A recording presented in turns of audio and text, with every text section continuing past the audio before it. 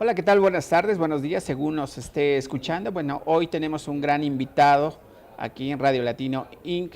y por supuesto nos referimos a Mark Feinstein, ex asesor para América Latina del entonces presidente de los Estados Unidos, Barack Obama. Mark, ¿cómo estás?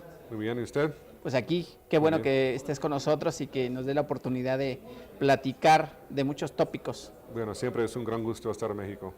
Qué bueno, cuéntanos, dile un poco a la gente, los que no te conocen, quién es Mark, cómo así, sé que has vivido en México, fuiste corresponsal, asesorar a un presidente, pues no es nada fácil. Sí, bueno, me tocó la suerte de vivir en México hace como 30 años. Yo vine acá como estudiante en 84, pasé un semestre viviendo en Cuernavaca, en Guanajuato, con familias ahí, aprendí español. Después regresé para trabajar como periodista. Trabajé por un año, 85-86, viví acá durante el temblor hasta el Mundial. Pero eso me sirvió muchísimo para la experiencia que tuve muchos años después para trabajar con el presidente Barack Obama. Y yo fui su asesor sobre América Latina. Traté mucho sobre temas entre los Estados Unidos y México. Participé en las reuniones entre los presidentes Peña Nieto y presidente Obama, pero realmente mi experiencia en México me sirvió muchísimo para el trabajo que yo he hecho por 30 años y sobre todo el trabajo que hice en la Casa Blanca. ¿Cómo ves a México de los 80s a la fecha? Pues son prácticamente 2 décadas. Bueno, es otro país, realmente es un país muy distinto. Cuando yo estaba viviendo acá en los 80, México, bueno, la economía de México estaba muy cerrada. Ahora tiene una de las economías más abiertas en el mundo. Tengo entendido que México tiene más tratados de libre comercio con más países, con cualquier otro, que cualquier otro país. Obviamente en esa época era más bien una democracia de un partido, era un sistema muy cerrado políticamente. Ahora es una democracia muy vibrante. Y también con respecto a las relaciones entre los Estados Unidos y México, las cosas están muy distintas, los países están muy cercanos ahora.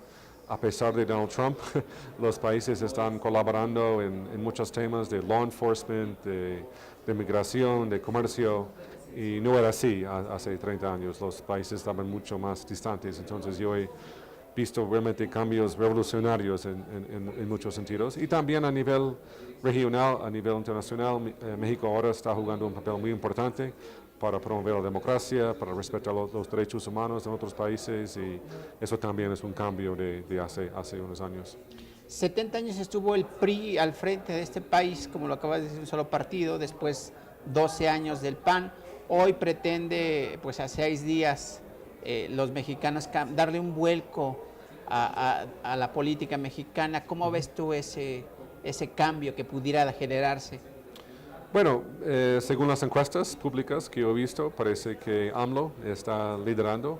Eso obviamente va a representar un cambio importante para el país, pero veremos lo que pasa. Los votantes tienen la voz en 6 días, veremos si las encuestas están correctas.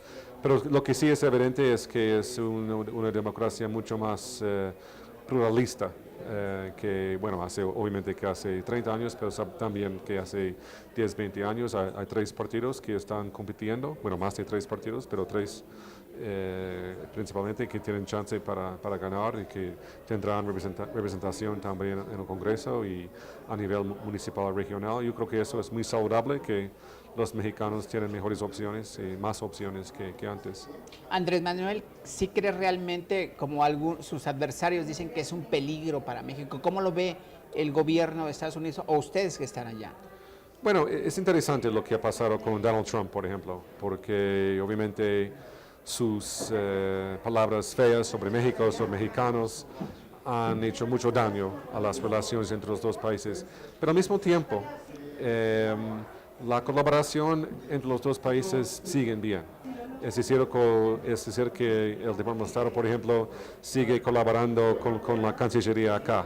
El Departamento de Homeland Security de Estados Unidos está colaborando con su contraparte acá. Entonces, a los working levels, como decimos en inglés, la colaboración sigue. Han habido algunos retrasos, quizás, pero un líder no ha podido, en el caso de Trump, no ha podido hacer mucho daño a la relación. Yo creo que eso significa que más importante que los líderes es el pueblo, básicamente, los dos pueblos de cada país, porque los dos países tienen tantos nexos, ¿no? Y hay tanta gente que están cruzando las fronteras todos los días, hay tanto comercio, hay nexos familiares, entonces yo creo que esos nexos a nivel popular van a pesar más que cualquier gobierno que esté acá o que esté en Estados Unidos. Pero sí eso o no, Andrés Manuel, un peligro, como dicen. ¿Ustedes cómo lo ven? ¿Tú lo ves? ¿Tú sabes temas de América Latina? ¿Has viajado por todo el continente? ¿Sabes la problemática de esos países? Bueno, yo espero que cualquier persona que llegue a ser presidente de México va a reconocer la importancia de una relación productiva con Estados Unidos, porque los dos países se necesitan. Es decir, México necesita los Estados Unidos, México depende mucho de los Estados Unidos por razones económicas, pero también los Estados Unidos dependen de México. Y, por ejemplo, no podemos tener éxito con respecto a limitar la migración o controlar la migración sin la colaboración de México. En el caso de Estados Unidos, para reducir, y también para México, para reducir el narcotráfico, la violencia, los dos países tienen que trabajar juntos, y yo espero que cualquier persona que llegue a ser presidente de acá va a reconocer eso. ¿Y por qué ese vapuleo tan fuerte de Barack Obama para con México? En temas como ahora lo de los aranceles, la firma y no la firma del Tratado de Libre Comercio entre tres países, Canadá, México y Estados Unidos. Hoy el tema de la detención de los niños y la separación de estos chicos de sus padres es un vapuleo en contra de México. Como tú dices, bueno, se requieren ambos países, pero Sí, ¿por qué ese vapuleo? Bueno, Trump francamente no representa al pueblo americano en muchos sentidos. Hemos visto en las encuestas, por ejemplo, que los americanos están en contra de la separación de los padres y los niños. Hemos visto también que hay mucho apoyo para NAFTA en Estados Unidos, a pesar de lo que dice de Trump. Ahora hay más apoyo para migración que nunca, hay más apoyo para el libre comercio ahora que nunca en Estados Unidos. Entonces yo creo que obviamente lo que hace Trump es importante, es el presidente, pero tenemos que reconocer que el pueblo americano en muchos sentidos tiene un punto de vista distinto a lo que tiene el presidente. ¿Los norteamericanos estarían de acuerdo en que ya empiece a hacer una campaña para el segundo periodo, Donald Trump? Bueno, van dos. Bueno, primero tenemos que llegar primero a las elecciones para el Congreso en noviembre y veremos qué pasa. Los demócratas tienen buen chance para ganar control de la Cámara de Diputados, quizás el Senado también, veremos. Y habrá muchísimos candidatos demócratas en la primaria, porque francamente los niveles de apoyo para Trump están muy bajos. Está como 41-42% de apoyo, que es muy poco, si tomamos en cuenta que la economía está muy saludable en Estados Unidos ahora. Sin embargo, a pesar de eso, la gente está rechazando a Trump y sus políticas en muchos sentidos. Pero veremos, hay mucho tiempo que va a pasar hasta 2020. ¿Cuál es el problema más latente que desde la óptica norteamericana que se vive en América Latina? Que esté algo ahí pendiente. Bueno, yo creo que hay varios temas. Hay el tema de la violencia, por ejemplo, que México está viviendo eso. El año pasado México sufrió el año con más homicidios en la historia. Vemos igual en países como Honduras, El Salvador, Guatemala, Venezuela, Colombia, etcétera. Hay mucha criminalidad, a pesar de en Colombia han hecho mucho progreso. También hay mucha corrupción que vemos en muchos países, y cuando vemos en las encuestas que la gente siempre dice que las cosas sobre las cuales están más preocupados tienen que ver con la violencia y la corrupción. Y el tercer elemento sería la economía. Y a pesar del crecimiento económico que muchos países tienen, la gente cree que sus salarios están estancados. Eso es lo que uno escucha acá mucho en los grupos focales, por ejemplo. Yo creo que esos son los tres temas principales: los salarios estancados, la corrupción y la criminalidad. Dices que Donald Trump no representa el sentir mayoritario de los norteamericanos. Sin embargo, Barack Obama durante sus 8 años de gobierno deportó más latinos a sus lugares de origen que el propio Trump. ¿Cómo me puedes explicar eso? ¿Cuál fue esa retórica o esa aplicación de política migratoria? Bueno, cada país tiene que controlar la migración al país y bueno, en el caso de Obama, mucha gente llegó en una forma ilegal, pero estaban procesados, nos separamos a familias y después de los procesos, en algunos casos, los jueces, los cortes reconocieron o decidieron que tuvimos que deportar a personas. Entonces, cada país tiene que manejar sus fronteras, pero no llegamos a las políticas tan extremas que estamos viendo ahora en el caso de Trump. Y otra cosa importante que hizo Barack Obama, él reconoció que la única forma para realmente reducir la migración es mejorar las situaciones en los países de donde vienen los migrantes. Claro. Entonces, él aumentó, por ejemplo, la ayuda para Centroamérica, para Honduras, El Salvador y Guatemala, para ayudarles a los gobiernos ahí, para reducir la violencia y para disminuir la pobreza. Porque si no podemos reducir la violencia, si no podemos reducir la pobreza, la gente va a seguir llegando. Los mexicanos ya no van a los Estados Unidos como antes, porque el país está mucho mejor económicamente, pero los centroamericanos sí están llegando y están sacrificando sus vidas, están tomando una vía muy peligrosa, pasando por México y pero están tomando ese riesgo porque sus vidas están en peligro en sus propios países. Entonces, eso es realmente lo que tenemos que hacer, una combinación de controlar las fronteras, pero más importante, ayudar a esos países para que los países se puedan mejorar y la gente no va a querer salir de su propio país. 20 millones de mexicanos, si no me equivoco, viven del lado del Río Bravo, en el norte. Son uno de los más productivos para la economía norteamericana. Sí, sí. ¿Cuál es el enfoque que le está dando al gobierno, o qué enfoque le dio el gobierno de Barack Obama para atender esa población que sin ser norteamericana, pero empuja una economía?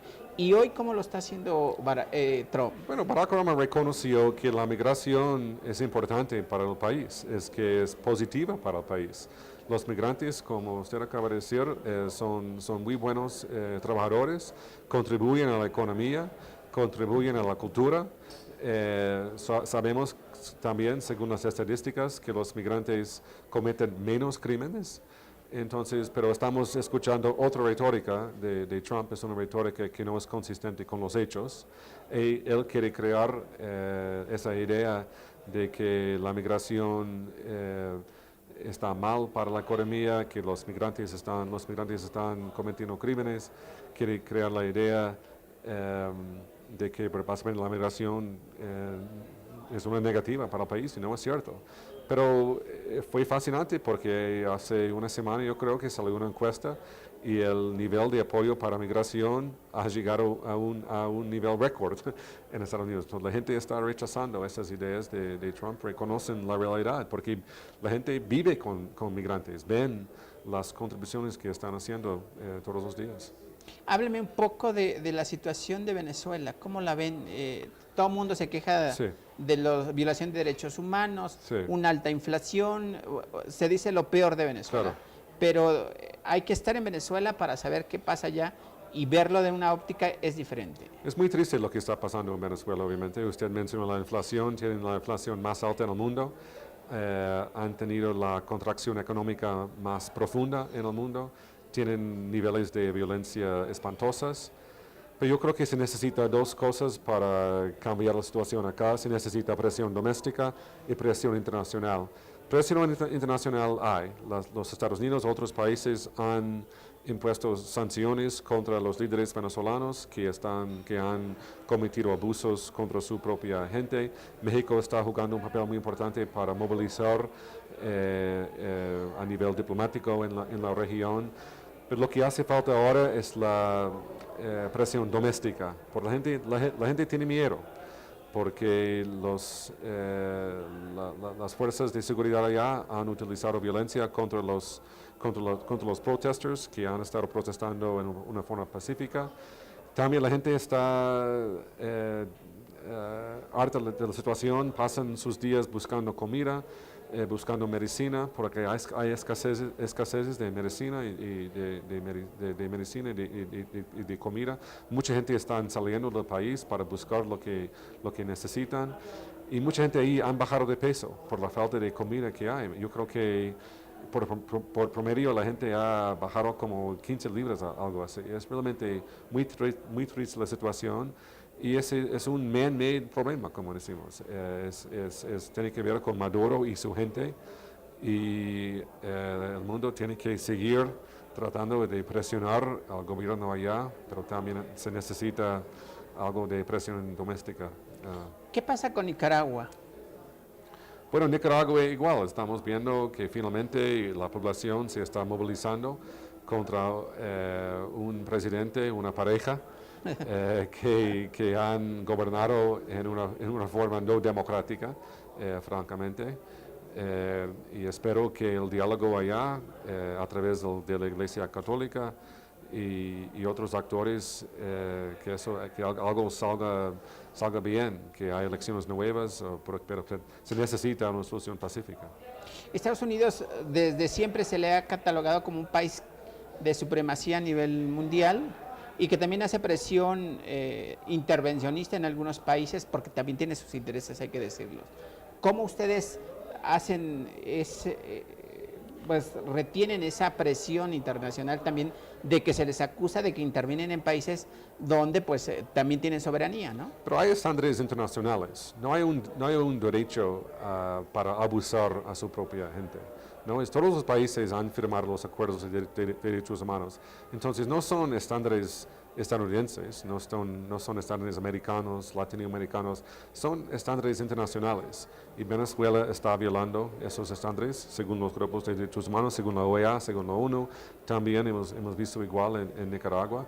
Entonces yo creo que es muy importante, que está bien que los otros países intervengan cuando lo están haciendo consistente con el derecho internacional. Trump se quedó sin castigo, digamos, después de realizar un acto fascista al enjaular a pequeños y separarlos de sus padres. La presión internacional lo hizo retroceder ante esa decisión.